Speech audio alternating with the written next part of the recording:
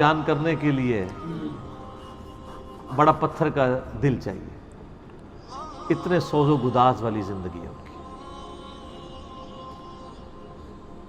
ہاں، جامعہ ترمذی میں حدیث ہے، نبی صلی اللہ علیہ وآلہ وسلم نے ارشاد فرمایا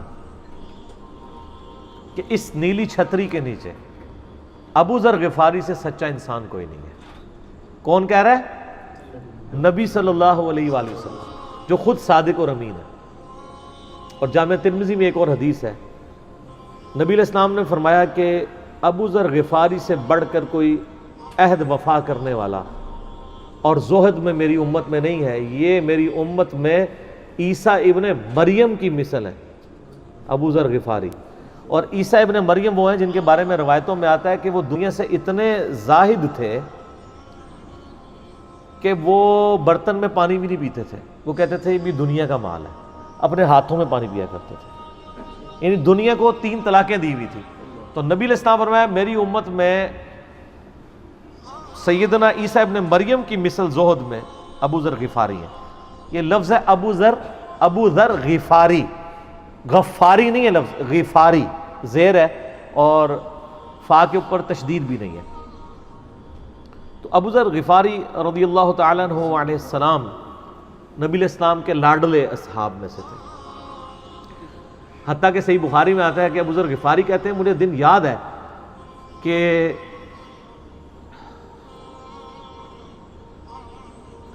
نبی علیہ السلام نے فرمایا کہ ابو ذر وہ احد پہاڑ دیکھ رہے ہو؟ تو کہتے ہیں میں نے احد پہاڑ کی طرف دیکھا اور میں یہ سوچ رہا تھا کہ ابھی مجھے آپ کسی کام کے سلسلے میں وہاں بھیجیں گے، دن کا وقت تھا، تو میں اپنے ذہن میں یہ اندازہ لگانا شروع کر دیا کہ کوئی کام بتائیں گے تو میں یہ پہنچ کے واپس کتنی دیر میں آؤں گا۔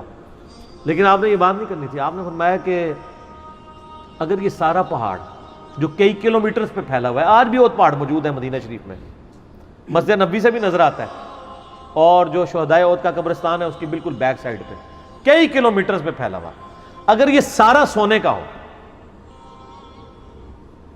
تو آپ علیہ السلام فرمایا کہ میں سب کا سب اللہ کی راہ میں فوراً شام سے پہلے خیرات کروں، اپنے پاس میں 2 یا 3 دینار ہی رکھوں صرف، یعنی جو ٹوٹل زندگی گزارنے کے لیے سب خیرات کرتا ہوں۔ اب مجھے بتائیں جن لوگوں نے، یہ ابو ذر غفاری راوی، جن لوگوں نے یہ حدیثیں حضور سے سنی بھی تھی، جب وہ یہ دیکھتے تھے کہ رومن اور پرشین امپائر کے گرنے کے بعد جب مسلمانوں کے پاس خزانے آئے ہیں اور حضرت عثمان کے دور میں لوگوں کے لاکھوں روپے آج کے وظیفے لگ گئے ہیں گھر بیٹھے، وہ بھی انہی عیاشیوں میں پڑ گئے ہیں، تو ان کو یہ چیزیں ہضم نہیں ہوتی تھی۔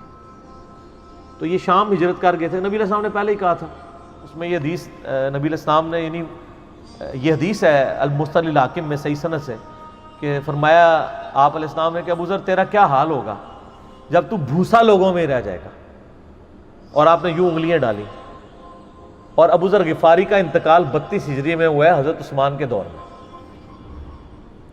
یہ بات عبداللہ بن عمرو بن عاص کے بارے میں نہیں کہی تھی؟ وہ بھی ہے، وہ تو صحیح بخاری میں ہے، عبداللہ بن عمر بن عاص کو نبی علیہ السلام نے فرمایا تھا کہ تو بھوسا لوگوں میں رہ جائے گا۔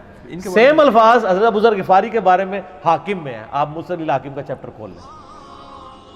وہ تو یزید کے دور تک گئے تھے نا، یہ حضرت عثمان غنی کے دور میں فوت ہوئے ہیں۔ یعنی حضرت عثمان غنی برے نہیں تھے نعوذ باللہ، یعنی ان کے دور میں عیاشی کا لیول لوگوں کا یہ ہو گیا تھا۔ تو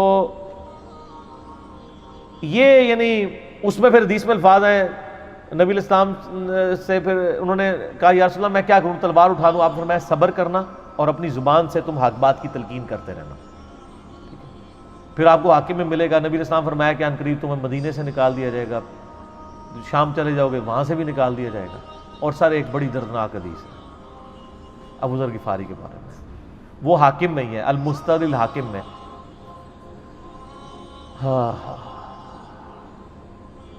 غزوہ تبوک آپ کو پتا ہے ایک ایسا غزوہ تھا جس میں جو شرکت نہیں کرے گا وہ منافق ڈکلیئر ہوگا، قرآن میں فتویٰ آ گیا تھا۔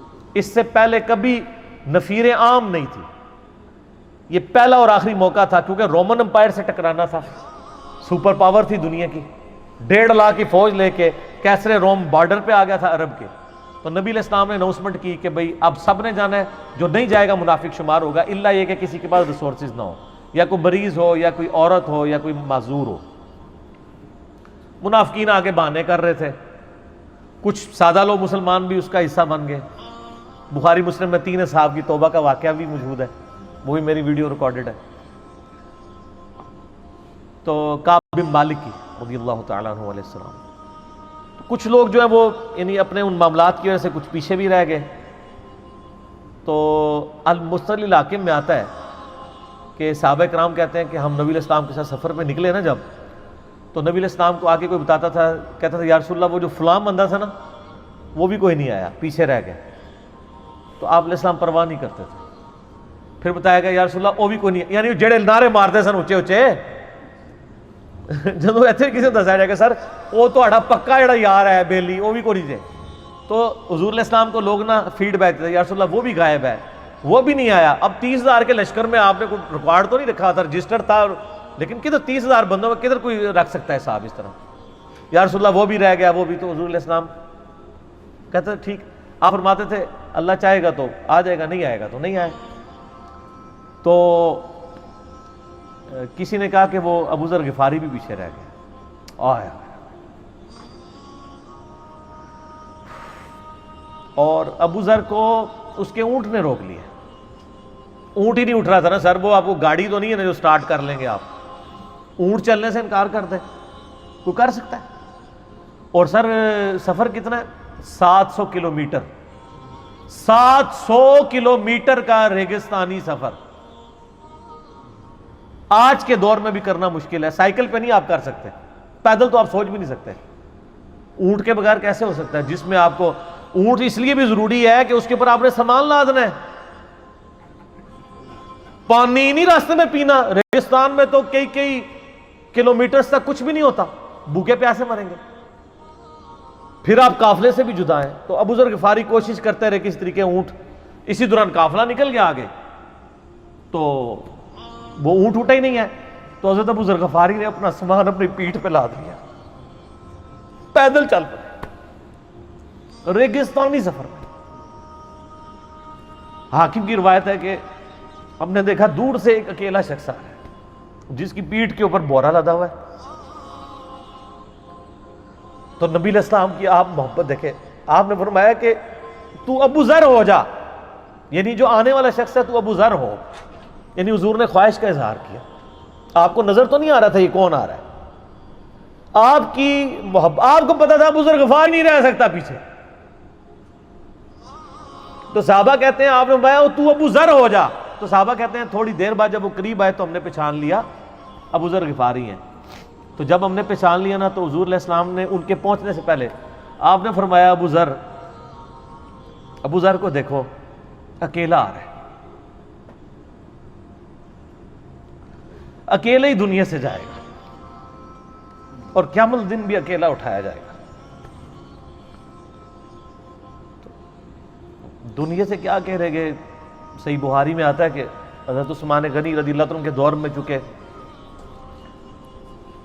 یہ اس حدیث کا بھی کچھ حصہ باقی ہے، میں بعد میں بیان کروں، پہلے میں اس کو کنکلوڈ کر لوں کہ صحیح بخاری میں آتا ہے کہ حضرت ابو ذر غفاری شام چلے گئے تھے، وہاں پہ چونکہ گورنر تھے حضرت معاویہ رضی اللہ تعالیٰ عنہ، وہ قرآن کی وہ جو سورہ توبہ کی آیات ہے نا کہ جو لوگ سونا اور چاندی جوڑ کے رکھتے ہیں یہ گرم کر کے ان کی پیٹھوں پہ ان کے ماتھے کے اوپر لگایا جائے گا قیامت والے دن، تو وہ یہ آیت پڑھا کرتے تھے، اور حضرت معاویہ سے ان کا جھگڑا رہتا تھا کہ تم لوگ جو یہ مال جوڑ رہے ہو نا اور یہ اتنے خزانے تم لوگوں نے بنا لیے ہیں، یہ نبی علیہ السلام کی تعلیمات کے خلاف ہے۔ تو حضرت معاویہ کہتے تھے یہ تو اہل کتاب کے بارے میں آیات نازل ہوئی ہیں، تو وہ کہتے تھے نہیں یہ سب کے بارے میں ہے۔ اب شرعی حکم یہ ہے کہ مال آپ جوڑ سکتے ہیں اگر آپ زکوٰۃ دے رہے ہیں، لیکن یہ پسندیدہ نہیں ہے، طریقہ نبوت یہ نہیں ہے، نبی علیہ السلام نہیں جوڑ سکتے تھے، پوری زندگی زکوٰۃ دینے کی نوبت نہیں آئی ہے، حالانکہ خمس ملتا تھا خیرات کا۔ ابو ذر غفاری کا جھگڑا یہ تھا کہ تم تو نبی کے اصحاب ہو، تم لوگوں کو یہ زیب ہی نہیں دیتا کہ تم لوگ اس طرح کے معاملات میں رہو اور اس طرح مال جوڑو۔ تو اب چونکہ سینئر صحابی تھے، ان کو ہاتھ ڈالنا بھی آسان نہیں تھا، پھر نبی علیہ السلام نے فرمایا ہو کہ اس سے زیادہ سچا انسان ہی کوئی نہیں، تو حضرت معاویہ نے خط لکھا حضرت عثمان کو کہ جی اس بندے سے میری جان چھڑائیں نا، اس کو آپ واپس بلائیں۔ حضرت معاویہ نے جب خط لکھا تو حضرت عثمان نے ان کو کہا تم مدینہ شریف واپس آ جاؤ۔ مدینہ شریف جب یہ واپس آئے تو صحیح بخاری میں آتا ہے کہ لوگوں کا جھمگٹا لگ گیا بزرگ غفاری کے گرد. لوگوں کو پتا تھا یہ تو بڑا یعنی زہد والا بندہ ہے. تو ابو ذر غفاری وہی حدیثیں سنایا کرتے تھے کہ حضور نے فرمایا یہ احد پہاڑ سونے کے برابر ہو تو میں خیرات کر دوں گا.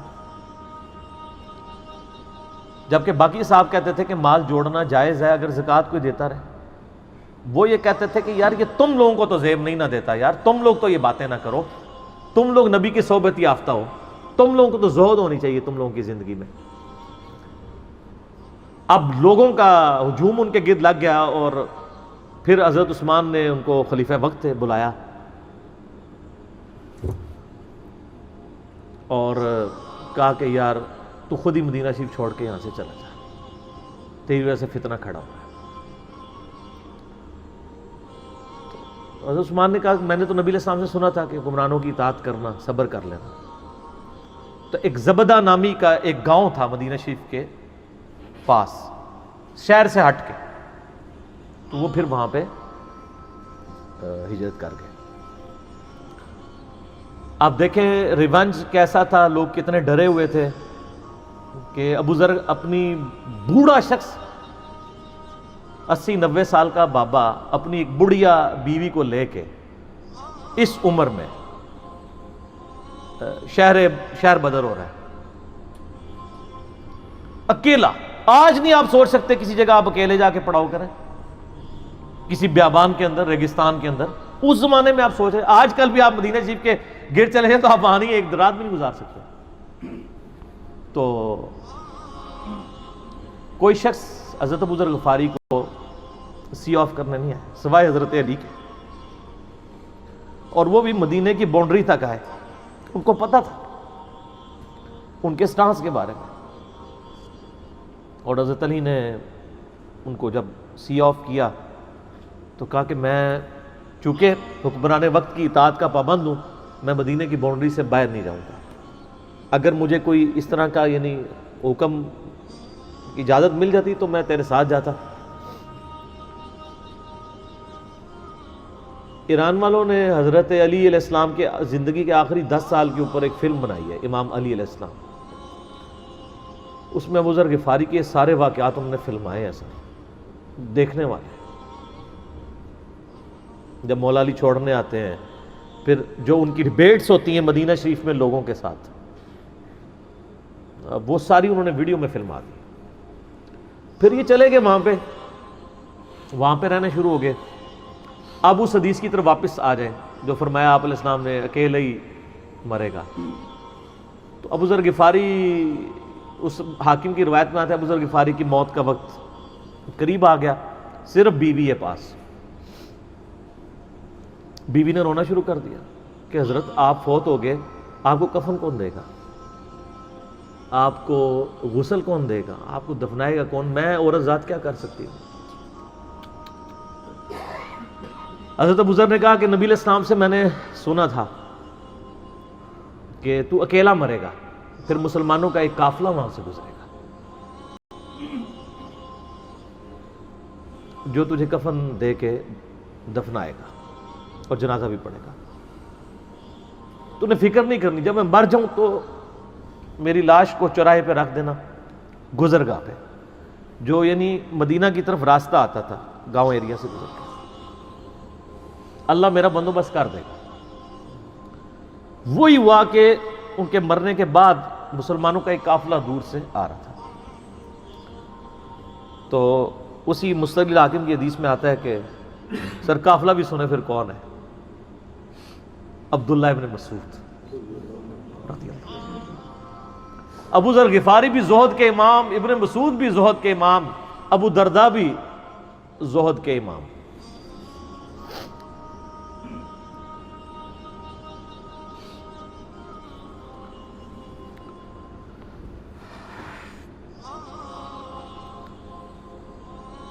ابن مسعود رضی اللہ تعالیٰ عنہ جب وہاں پہ رکے, ان کو تو نہیں پتا تھا یہ کون ہے. تو انہوں نے کہا بی بی کیا ہوا, ان کا میرا خامند مر گیا ہے. ان کا یہ کون ہے؟ تو انہوں نے کہا ابو ذر غفاری. عبداللہ ابن مسعود کی چیخ نکل گئی. چیخ ماری انہوں نے، ان کا واہ۔ اللہ کے نبی نے فرمایا تھا کہ ابو ذر اکیلا آ رہا ہے تبوک کے موقع پہ، دنیا سے بھی اکیلا جائے گا، اور قیامت والے دن بھی اکیلا اٹھایا جائے گا۔ تو عبداللہ ابن مسعود رضی اللہ عنہ نے ان کو غسل دیا، کفن دیا اور دفنا دیا۔ یہ پوری ڈیٹیلز آپ کو المستدرک الحاکم میں مل جائیں گی۔ تو ابو ذر غفاری ان چند شخصیات میں سے ہیں جن میں پوری امت کا اتفاق ہے ان کی نیکوکاری کے اوپر۔ شیعہ بھی ان کو بہت رسپیکٹ دیتے ہیں، اہل سنت بھی دیتے ہیں، صوفیاء کے ہاں بھی ان کو امام مانا جاتا ہے زہد کی وجہ سے۔ آپ تصوف کی جتنی کتابیں پڑھیں، چاہے امام غزالی کی ہوں، رسالہ قشیریہ پڑھیں اور لوگوں کو بھی پڑھنا شروع کریں، تو ابو ذر غفاری آپ کو زہد کے امام کے طور پہ ملیں گے کہ ان کی زندگی میں یعنی یہ زہد تھا کہ انہوں نے کس طرح کی زندگی گزاری ہے۔ سر لوگ مجمع میں مرتے ہیں، ان کو یاد کوئی نہیں کرتا، اور ابو ذر غفاری کو آج بھی دنیا یاد کر رہی ہے، ہم بھی یاد کر رہے ہیں رضی اللہ تعالیٰ عنہ علیہ السلام۔ اللہ تعالیٰ قیامت والے دن ہمیں ایسے نیک